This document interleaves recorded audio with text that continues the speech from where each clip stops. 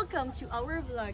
And now we're going to dive into the fascinating topic, the practices of every generation from baby bloomers to Gen Z. We'll explore what shaped each group and how the experience influenced the way we live today. Sit back and relax, and don't forget to share, like, and subscribe!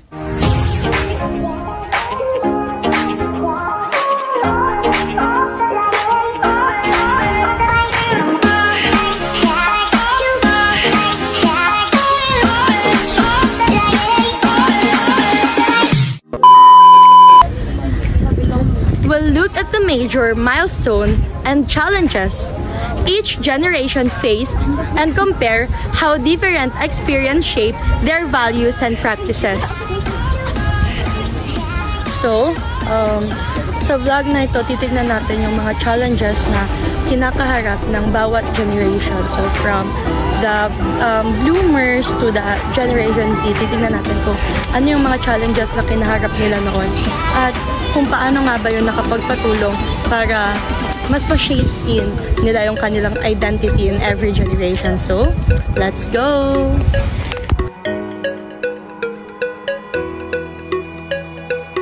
Okay, so based on my script right here, we will going to start with the baby bloomers. They were born between 1946 to 1964. This generation grew up in a time economic growth, social changes, and technological advancement like the first TV and the beginners of the digital world. So, hindi pa masyadong gamit sa kanila yung technology dati. Yung first technology pa lang sa kanila dati is TV. So, maghanap tayo ngayon ng part ng baby boomers. Oh, sir. Part ka po ba ng baby bloomers? Yes po.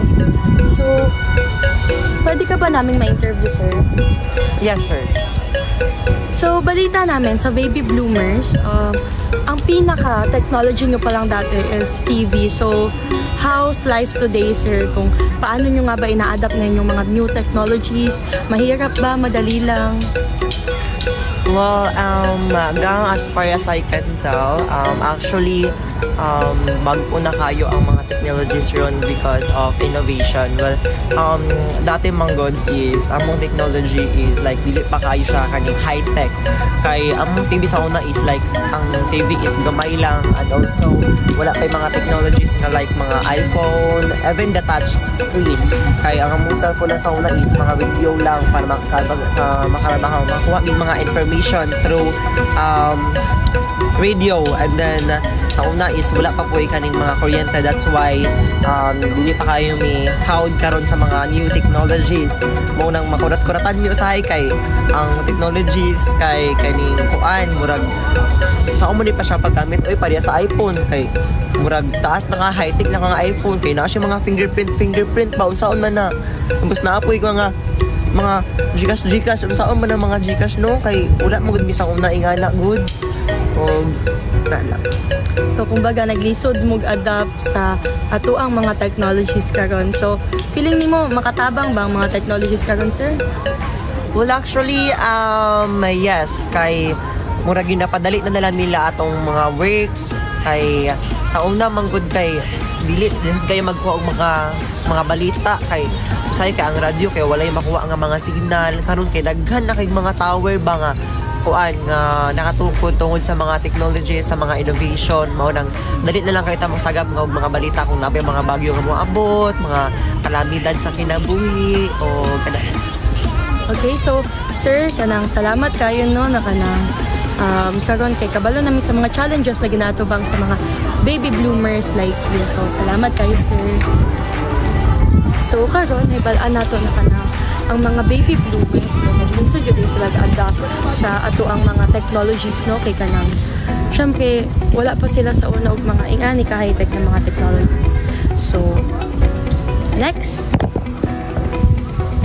So hi everyone, next up we have millennials, born between 1981 to 1996.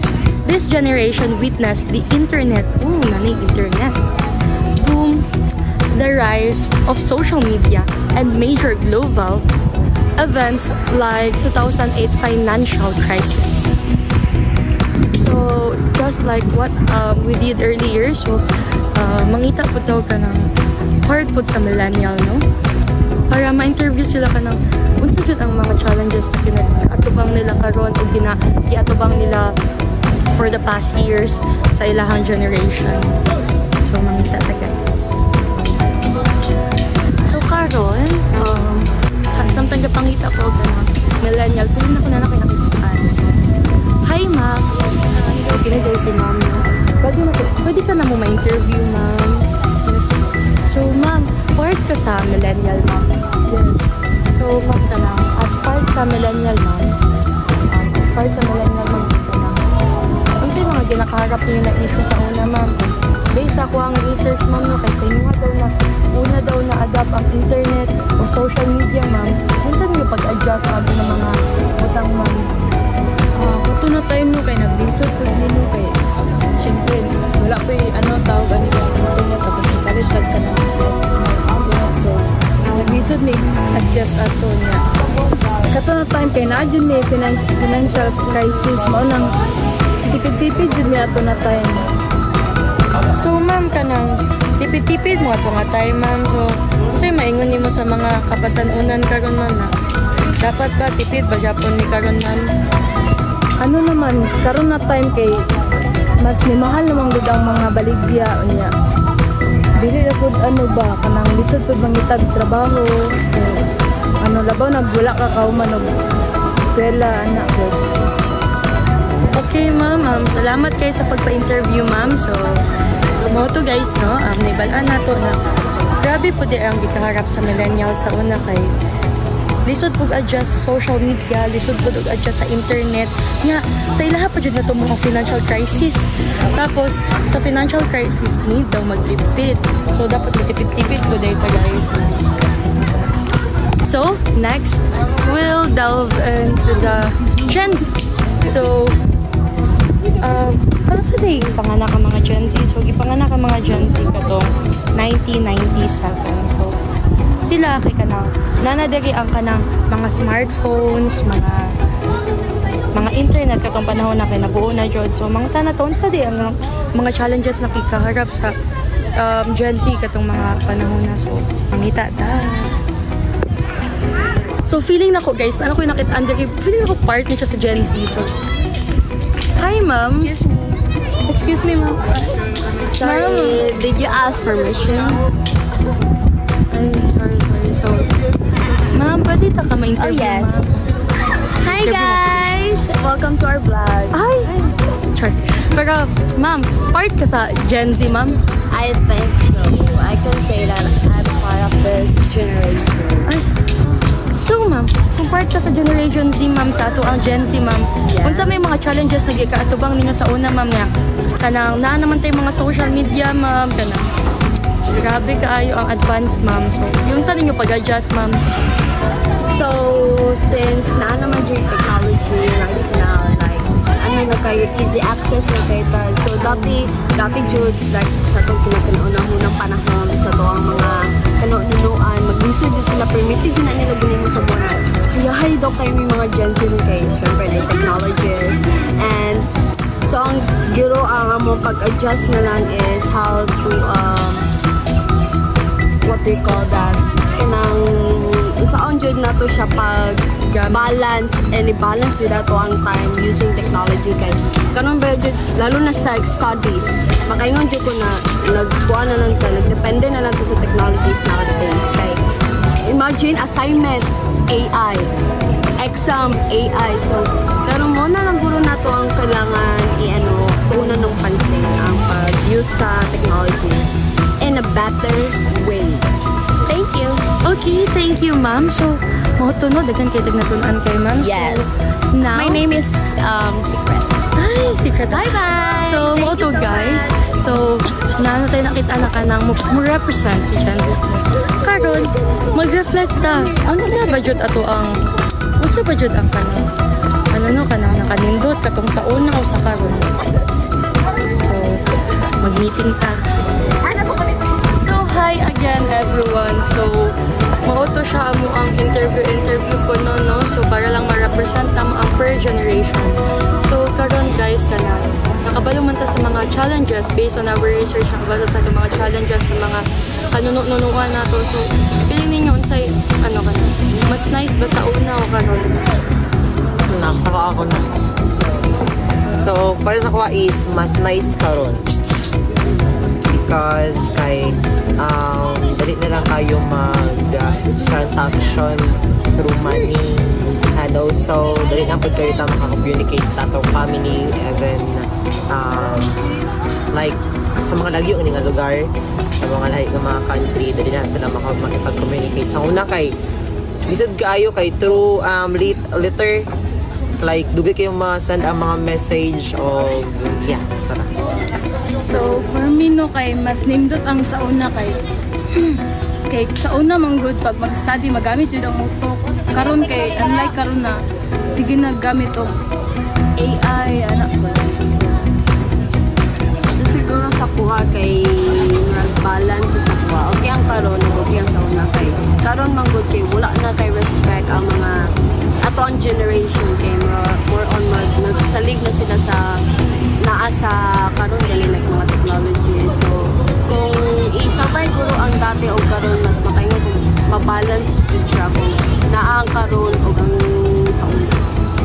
Okay, so for me, so as what my friends here said, for me, feeling na ko okay ang both, but mas okay ang sa una. Kay karon tungod sa daghan nagnahibala ng mga tao, wala na peace ang kalibutan, manghilabot na ang tanan sa mga issue sa kalibutan na bisag wala na sila apil gani.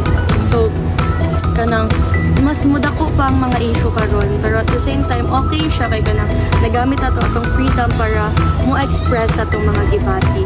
So karon tungod pa sa atong technology kay kanang mas nakamatata sa kamatuoran kung unsa jud ang mga dapat natong mahibalaan sa government, ubot na kaayo, even ang educational system na to kay wala na po na mako. So Mahadlok kayo mag-post kay one click.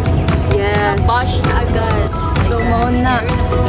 So dapat think before you click. So mao to guys, as your vloggers here, so naami diri kay para magpa-remind sa inyo na bisan asa pa ka na generation gikan, dapat kay mag-think before you click ka. Dapat nahimo ka responsible sa paggamit sa ang social media, technology, and internet bisag asa pa kang dapita. So, mao to. I am Alexandra Mendoza. I am Mark W. Nosa. I am Jana Mabana. And I am Johanna Danyapar. So, again, let's meet in our next vlog. So, again, don't forget to Like, share, and Okay. subscribe. Okay. Again. Like to. Don't forget to share, Like and subscribe. Bye-bye.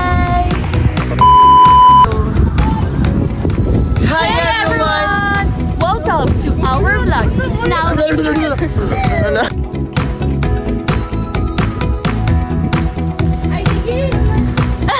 Go, 1, 2, 3. 1, 2, 3, go. Marco. Okay, 1, 2, 3. Pag-escape, pagbisaya, tao eh.